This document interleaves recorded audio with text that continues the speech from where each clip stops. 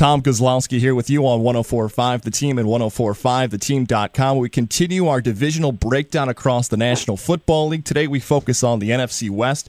And joining us, he's a member of the Pro Football Writers of America, and he's the founder and author of NinersFans.com. Ryan Sokomoto joins us. And Ryan, why does it seem like every player's leaving this franchise? Is this an issue all the way to the top of management with the San Francisco 49ers? I don't think it has as much to do with management as it has to do with the players themselves individually. With Chris Borland, it's kind of a personal decision on his part to kind of leave. Patrick Willis was the one that surprised me. I mean, his toe injury, I guess it was nagging him, but I felt like if he felt like there was a chance for a Super Bowl, like if he really felt there was a chance for a Super Bowl title this year, I think he would have stuck it out for at least one more season. And the same with Dustin Smith. But I just think that at this point in their careers, they thought it was best to move on and go on with their lives. Are there any issues now involving the franchise? Jim Harbaugh's left, so some may say, you know what, Harbaugh's a tough guy to get along with. He's difficult. But a lot of it seems like management. Is there any issues now with management and players on this roster currently?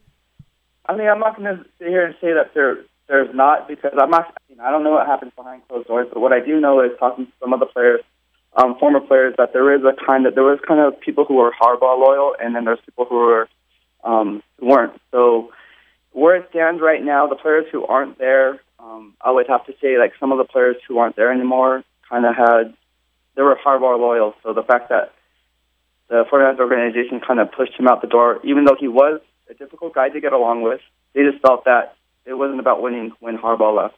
Is training camp more relaxed now that Harbaugh's gone and Jim Tomasulo's running the show?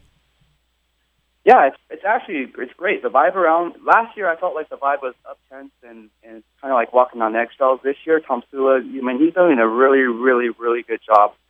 He has the team going in the right direction.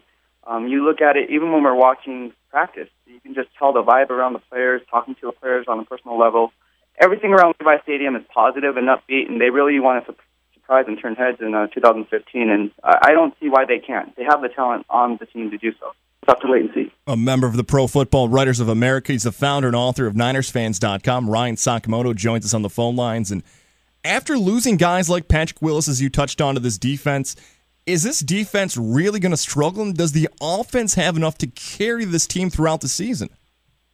That's going to be the name of the game in 2015. It's going to be the defense keeps them in the games, and the offense struggles. Can they score enough points on the offensive side to kind of keep them in the game in the fourth quarter? And that's kind of a telling story. With Eric Mangini, he's going to put a stamp on the defense, so you expect more blitzing on first and second down.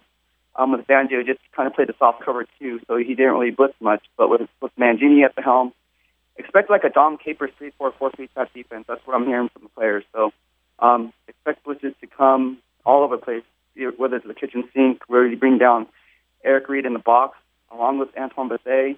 There's going to be a lot of different movements going around the line of scrimmage this year. Ryan, help out our fantasy football players here in Albany, New York. Give us that one, maybe two guys that right now on the national level may be floating underneath the radar, but offensively they may have a breakout season for the 49ers.